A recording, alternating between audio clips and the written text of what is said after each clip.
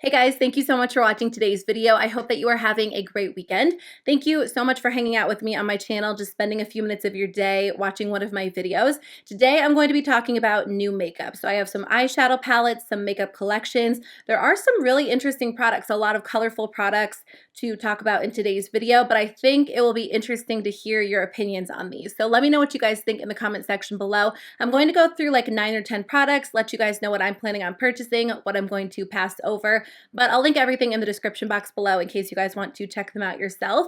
Let's jump into it and I'll kick it off with eyeshadow palettes. Okay, so Melt Cosmetics recently released a new eyeshadow palette, actually a new collection for Valentine's Day. I feel like a lot of brands are doing Valentine's collections this year, and I'm sure we've seen some in the past, but I feel like there are a lot of them this year. This collection includes an eyeshadow palette, some gel liners, and then also some lip glosses. So you can grab the entire collection for $99. I personally don't wear gel liner. I've just never been able to get the hang of it, even though those colors are beautiful. I won't be grabbing those, and the lip glosses are definitely gorgeous, but I try not to add too many full-size lip glosses to my collection these days. So I will be skipping over those personally. The gel liners are $19 each and the lip glosses are $16 each, but you can get all 4 of them for $48. So the one thing in the collection that really caught my eye is the Millennial pink eyeshadow palette. I just think it's kind of a fun theme. The colors are gorgeous. Of course, I love pink eyeshadow.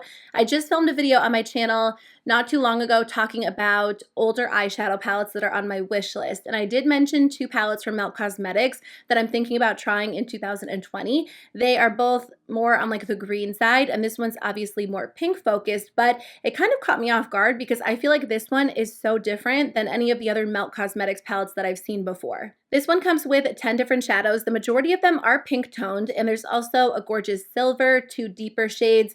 I'm really torn on this one because I love pink eyeshadow so much. So I love the fact that brands have been doing Valentine's collections because a lot of the products are obviously very pink themed, red, purple, but I haven't purchased my palette for February yet. I'm considering the Natasha Denona Love palette, which I think I talked about in my last purchase or pass video. I'm trying not to impulse buy this year, so typically if there is a product that I want, I add it to like my loves list or my wish list and I wait like 2 weeks and see if I still feel the same way. It's been about 2 weeks and I'm still really wanting to try that one. I've seen a couple of reviews. It's getting a couple of mixed reviews, but I'm still curious about it. So I think I might go with that one or the Melt Cosmetics palette. I'm so torn because I only have 1 palette from Melt, 1 palette from Natasha Denona, and they're both brands that I want to try more of in 2020. If you guys had to decide between this one and the Natasha Denona Love palette, which one would you choose? I know some of you guys have purchased the Love palette, so if you've had the chance to try it out, you'll have to let me know how you're enjoying it.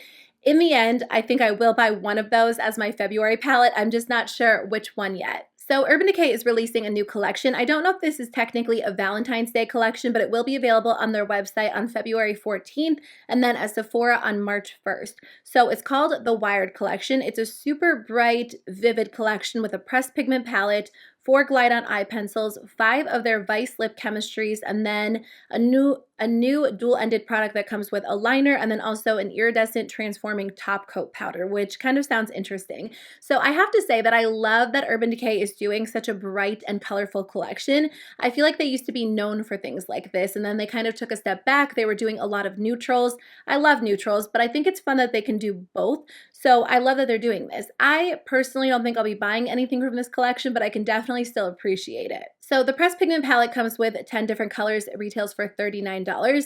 It might be a great option if you like colorful shades. I know so many people still rave about the Urban Decay Electric palette, and I don't think that I ever tried that one because at the time when it was really big, I wasn't into colorful shadows, and I do like colorful eyeshadows, but I don't tend to wear like really bright neons or super intense vivid colors like these. I'm more so like pinks and purples and blues. So for me, I have my ColourPop monochromatic palettes, and I feel like I can dupe the majority of this palette with those palettes, so I just don't think I personally need it. But if you're somebody who doesn't have a lot of colorful shades in your collection, or you just love Urban Decay, you might enjoy this. The one product in the collection that does kind of intrigue me is that dual-ended eyeliner and transforming top coat. I'm not sure exactly how it works, but it just looks a little bit different. So maybe after seeing like some reviews and demos, I might try that one. I don't like the the Vice Lip Chemistries. I'm pretty sure I featured them in a disappointing products video. They just are very dry. They are supposed to be like glosses that adjust based on your personal pH, but for me, they all ended up looking very pink, and I just was not a big fan. So I'll be skipping over those. But what do you guys think of this collection? Are you excited that Urban Decay is doing something really bright and colorful, or will you be skipping over it completely? So Jaclyn Hill and Morphe are doing another collaboration, which I thought was pretty interesting. I always feel like when YouTubers come out with their own brands that typically you would expect them to maybe take a step back from collaborating with other brands, or you just wouldn't expect to see that. But a lot of YouTubers who do have their own makeup brands still tend to do collaborations with other brands. So there must be some benefit. I mean, obviously there's money involved, but I think it must be good exposure for both brands. I know people have very strong opinions about both Jaclyn Hill and Morphe, but what I really appreciate about my channel and my community of subscribers is that I feel like a lot of us don't really get involved in a lot of drama. We're able to discuss products with a level head. So I would love to hear your thoughts on this collection, on the products. I know a lot of people still love Morphe palettes. A lot of people still root for Jaclyn Hill. So do you guys think you'll be picking this up? I personally don't have the original palette. I did think about buying it a few times, and I know a lot of people still love and enjoy that palette, but I just don't love large palettes. I've tried Morphe eyeshadows in the past. I want to say years ago at this point. I purchased them from Haute Look. I got them for a super discounted price. Actually, I did buy the original Jaclyn Hill Favorites palette, like years and years ago before her first collaboration palette. She had one of their standard black palettes with like her favorite colors, and I did buy that, and I thought the quality was good. I enjoyed using it. I didn't have any issues with it, but I never reach for such large palettes. And I always tell myself this, but I think I'm finally learning not to buy them because they just kind of sit in my collection. So that's typically why I don't buy Morphe palettes, Morphe eyeshadows. Also, I mean, they are a brand that's very surrounded by drama, so it's not something I love to feature on my channel all the time. I can't say that I'm opposed to buying their products in the future. It's just not a brand that I typically consider very often. Like I said, Jaclyn is collaborating with them to release another eyeshadow palette. This one will be available on February 13th on the Morphe website for $39. So this one's pretty different from their first palette. It has a mix of warm-toned neutrals, some bright pinks, purples, reds. Honestly, I think it's a pretty palette. There are quite a few gorgeous eyeshadows in here, and I think if you're into like warm, colorful, bright looks, that you would enjoy this. I definitely think I like this one more than the first palette. I love that it's bold and intense and the colors just flow seamlessly, but I won't be purchasing it. Like I told you guys, I don't need it. I mean, let's be honest. I don't need another eyeshadow palette if we're talking about like an actual necessity. But I do have these bold eyeshadows and other palettes, and I can't buy large palettes in 2020. I can't buy anything larger than like my Natasha Denona Sunrise palette because I just won't reach for it. I did get the ColourPop Bare Necessities palette, and while I love that palette, I think it's amazing. I've been able to create so many gorgeous looks using it. I don't reach for it as much as I would like to because it's just so large. I feel like with Jaclyn, it's tough because I do feel like she's very likable. A lot of people want her to succeed as a person. We've been watching her on YouTube for years, at least a lot of us have, and I want her to do well. But I can also see why people would be very frustrated by her and the fact that it seems like she just releases content when she has a new product coming out.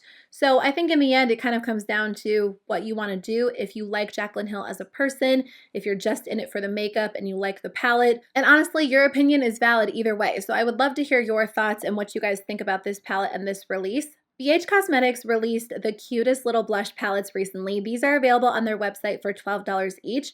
There are 9 different palettes, and each palette has 4 different shades in it. It is a vegan formula, so I actually think these are so cute. I love the price point. I definitely want to pick one of these up. I'm thinking about grabbing Vanilla Cream or Vanilla Peach, but I think they did a good job with this collection. There are super light, subtle shades, but also some really deep, vibrant shades. And the fact that you get 4 blushes for $12 is a great deal.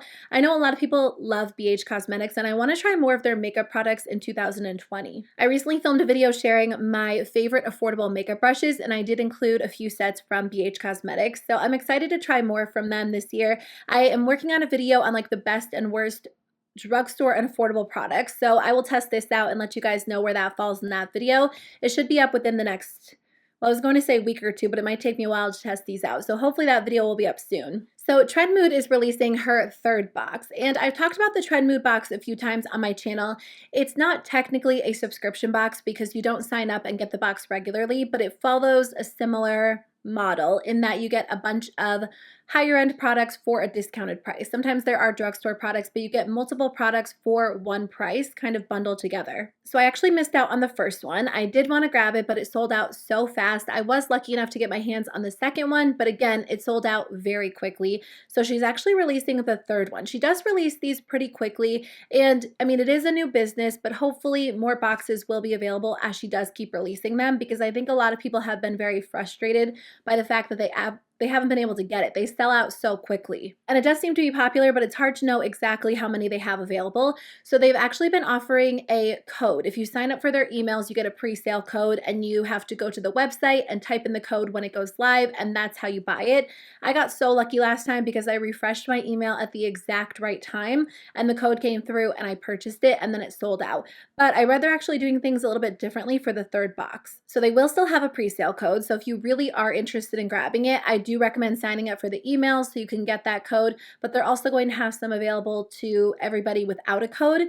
But again, I feel like she has limited quantities, so I just think they're going to sell out instantly. Anyways, all of the products have been revealed. At the time that I'm filming this, it's like 11 on Sunday morning. She hasn't announced the actual price, but I'm sure she will announce it any minute. I'm sure it's going to be available at some point this week. I think that this is actually a really good box, but I am going to skip over it somewhat reluctantly, but I just don't need all of these products right now. The first product that I do think would be fun to try is the new Glow Recipe Watermelon Glow Lip Pop. It is a 3-in-1 scrub to balm that is supposed to smooth, hydrate, and tint your lips. This sounds really nice. It's not something I would pay $22 for because you can buy it separately, but I do think it would be nice to get it in a box. I would also love to try these Juvia's Place palettes. They're so gorgeous. The Berries palette and the Violets palette will be included in the box, and these are shades that I just think are gorgeous. But you know, other than those 3 products I just mentioned, I just don't think I need the rest. They are including all 3 of the e.l.f. putty primers, which would be an overabundance of primer to add to my collection because I'm kind of on like a primer ban right now, but the original Poreless Putty Primer is supposed to be a dupe for the Tatcha Silk Canvas Primer, which is why I actually haven't tried it. I didn't like the Tatcha Silk Canvas Primer, so I figured I wouldn't like this one. They do have a new matte primer and a new luminous primer. These retail for $8 each, but you know, for me, I just don't need 3 new primers, especially because I don't think that's going to be my ideal formula. So they are including the Good Molecules Caffeine Energizing Hydrogel Eye Patches. These come with 30 pairs for $18. They're available on February 18th at Beautylish. I don't wear under eye patches.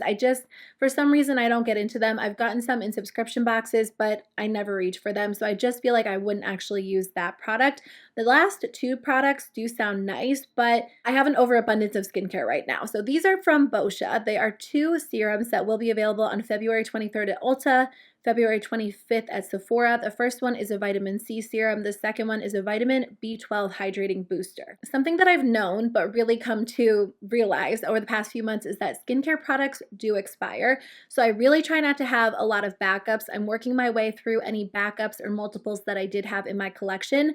So because of that, I don't need another vitamin C serum right now or another booster, but I do love the fact that she included a lot of high-end products in here. Overall, it looks like an amazing box. It does look like it has a high retail value, and at this point on her Instagram page, she hasn't announced the actual price of the box yet, but I think the last 2 have been right around $50. So we have a new makeup line coming. Selena Gomez is releasing Rare Beauty Summer 2020 at Sephora. I know a lot of people are feeling like the beauty market is very oversaturated, and I totally get it. There are so many new makeup lines, so many new makeup products, but I think there's always room for something new, innovative, interesting. I think that's how brands improve when they have a little bit of competition. Celebrity makeup lines are interesting because I feel like some of them do it so well and some of them do it really badly.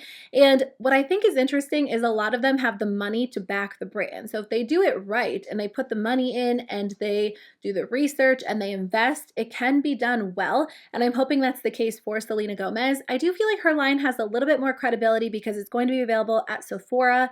And I don't know. I mean, we haven't seen much information about it at all other than the fact that it will be available summer 2020. A lot of people are saying she's not known for makeup. When it comes down to it, I'm not sure it matters that much because I feel like a lot of times the celebrities are like the spokesperson behind the brand and not the one that's really coming up with the formulas and the products.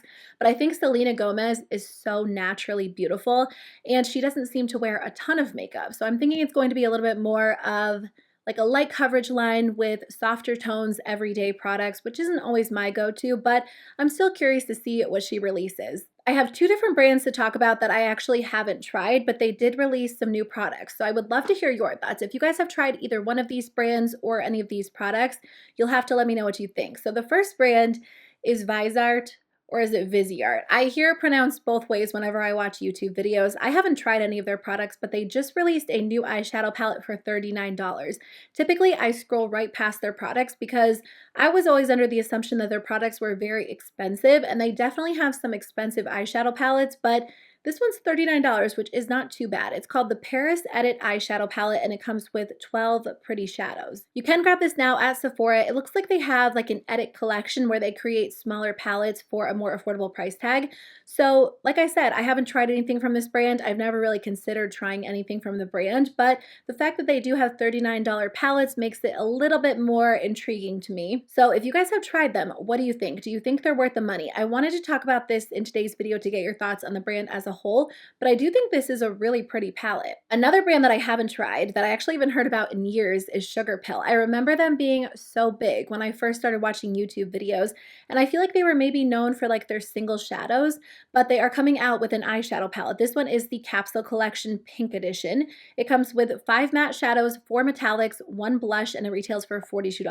I actually think the design is kind of fun and interesting. I know some people are like totally against eyeshadows that come in different sizes, and I do kind of wish the eyeshadows were like all the same size because it's hard to know like who's going to use more of which shadow. So maybe you'll fall in love with one of the shadows that comes with a lot less product, but I just think it's kind of fun. It's a little bit different. It caught my eye for sure. I honestly don't think I've tried anything from Sugarpill, so I don't think that I'm going to buy this one for now.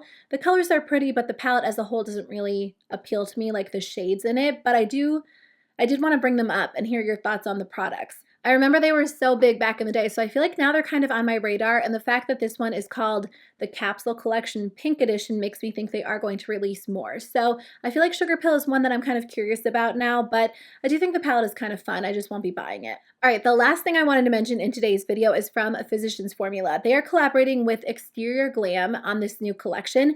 This one is the Rosé All Day collection, and it is available now for $19.99. I actually really like this collection. It comes with a blush, a highlighter, 4 eyeshadows, a perfume, and a velvet lip color. This appeals to me so much, and if it didn't come in this bulky packaging, I would have totally purchased it. Why does Physicians Formula continue to package their products like this? It's so big, it's inconvenient to store, it seems pretty wasteful because once you remove the perfume and the lip product, you won't even use the second half of that palette. And I'm sure you can depot the products, but first of all, that's very inconvenient. Second of all, a lot of times when I try to depot anything, I break it, and I just wish they put them together in like a smaller palette, to be honest with you guys. So it kind of sucks because it is a beautiful collection. I just like everything in this collection, and I do want to buy it, but I'm sure the bulky packaging holds a lot of people back. So reluctantly, I will be skipping over this one, even though I think it's gorgeous. I don't have any place to put that, to be honest. So I hope 2020 is the year that Physicians Formula kind of scales back on some of their packaging because I think they make a lot of fun sets. I just wish that they were a little bit thinner, a little bit more compact, and easier to store. Okay guys, that is the end of my video. Thank you so much for watching today's video. I would love to hear your thoughts. I want to know what you guys think, so let me know in the comment section below. Otherwise, I will be back on Tuesday with a new video. Bye.